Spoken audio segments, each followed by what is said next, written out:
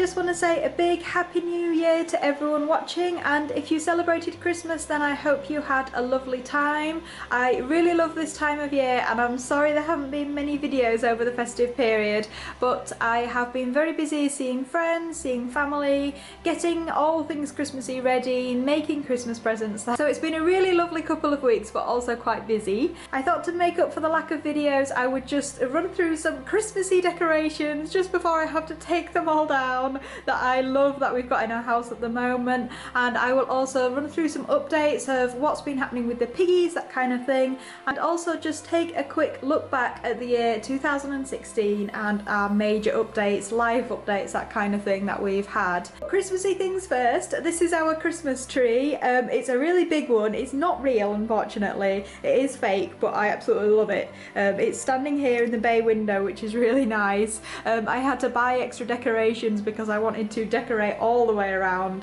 so that people outside could see the lights and the tinsel as well. A couple of new decorations this year, just kind of nice individual type items that I've got. We kind of gradually pick them up just as and when we see them and if we really like them. But one that I really like is this little hand embroidered star. I made that one, so I'm really pleased how it came out, and I've never done hand embroidery before. It's done with felt and then stuffed with fibre fill, so it was really nice for me to kind of do a bit of other sewing as to what I'm used to on the machine and kind of learn a new craft over Christmas. So I made a few of them for my friends as well, and hopefully they really liked them too. So moving on to some other decorations that we've had up this year. The mantelpiece has been very Christmassy with all our cards. We've had this lovely snowflake garland and the tinsel behind, which I really liked, and then down there the big lantern with the candles in, that was also a new addition this year. I managed to pick up a set of 3 of them for quite cheap in Dawson's, actually, if anyone knows Dawson's.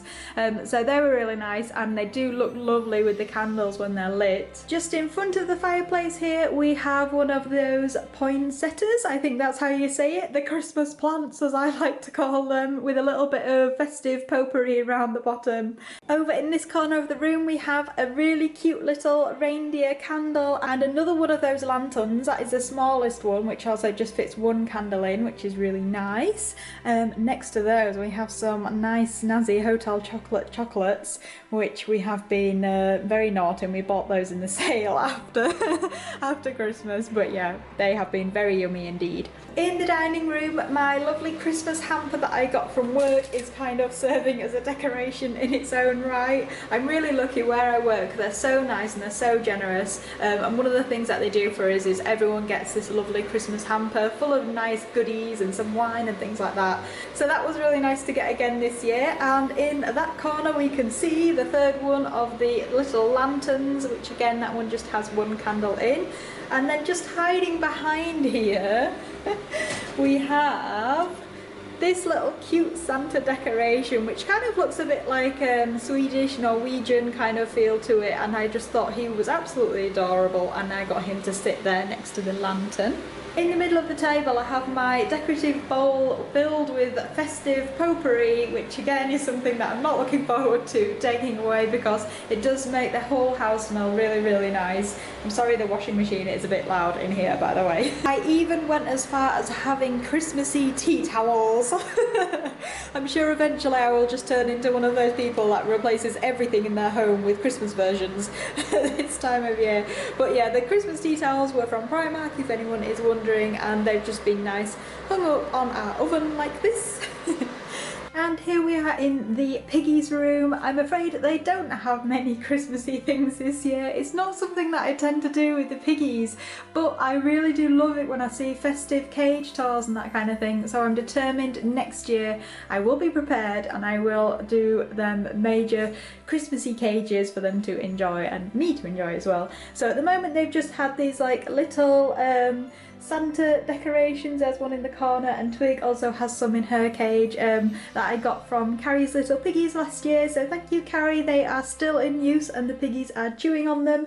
So just some quick updates on the piggies. They have been fine. This morning they have had a nice cage clean, so Willow and Lyra here are all lovely and clean. They always get so sleepy after I've cleaned out their cage. I don't know why. Maybe because it's morning, so now it's kind of mid-morning. They just kind of have their quiet time where they like to relax. Usually there's not a lot of activity going on in the house to keep them awake. Is it, Lyra? Oh, you look so sleepy and cute. And meanwhile down here, this is Twiggy's little setup. As you can see, there's the Christmassy things which I just mentioned. She has her litter tray over here.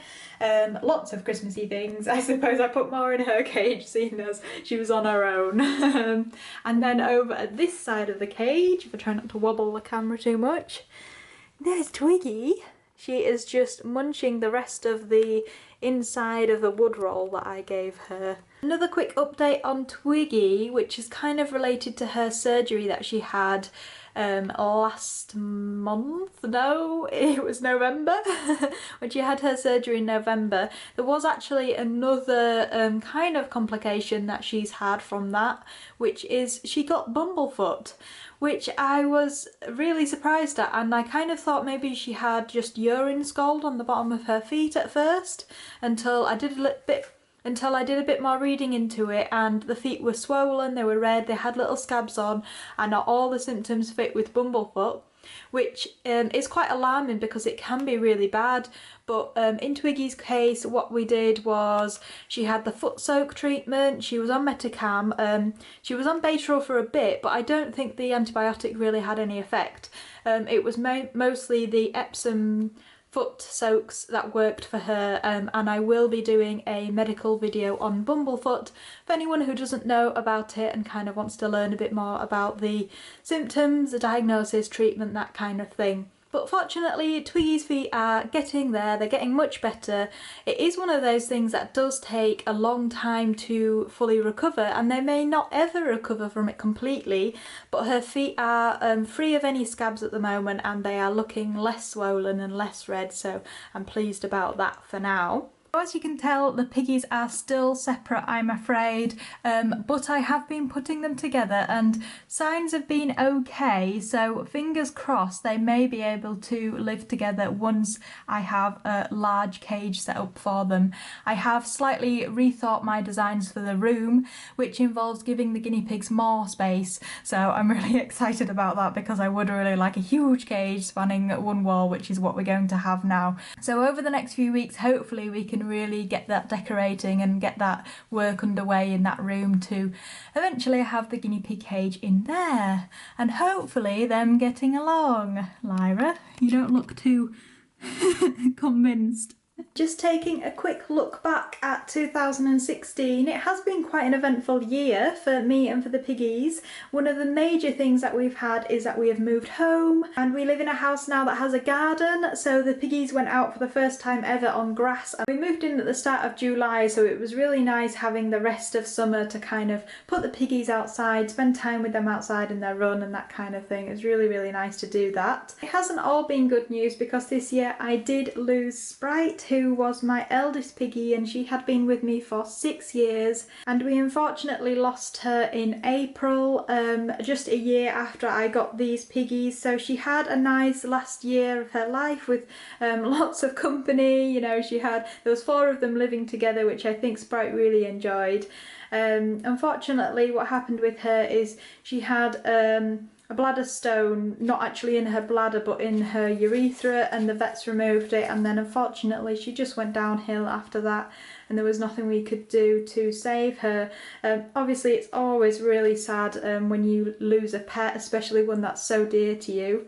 But with Sprite it was, I don't want to say easier, but in a way it was, because I knew that she'd had a long and happy life. When their lives are cut too short, that's when it kind of really gets to you and you think, oh, is there something that we could have done different? But with Sprite, I knew that she wasn't well in herself, and I knew that whatever it was just going to get worse and worse. So in a way I'm glad that we kind of tried to deal with it, but unfortunately it just didn't work out for her. So I lost a piggy this year, but hopefully it will be a while before we have to say goodbye to any of these lovely girls. They're all quite young, they're all fit and healthy. Twig is fine after her operation. I hope that you can maybe tell just from looking that she has grown her hair back on her sides, which were really bald. There's a little video on Instagram where I kind of explain that she'd had the diagnosis of ovarian cysts, and I was looking for advice with what course of treatment to take, and in that video you can see how bald she is down her flanks, and now all her hair is growing back. She's going back into my lovely little fuzzy teddy bear, aren't you? Yes you are. What are you nibbling at? Yay. And she is such a delight. She is so tame, she's so lovely, which is one of the reasons why she's getting on okay on her own, but obviously we do want to remedy that situation, and hopefully you can go live with the other girls, but if not, we will have to come to some other solution, won't we? Yes we will. She's like, oh, I'm so fuzzy. Sorry, I'll stop harassing you. So anyway, that's just been a quick look at the year and the events. Hopefully 2017 will bring all good things, and I hope it does for everyone watching too. And again, I just want to say thank you so much for everyone who's subscribed to my channel lately. I know there hasn't been many videos, but I really do hope to try and carry on making them and make more of them in this coming year. So as always, thank you so much for watching, and that's goodbye from me and the piggies.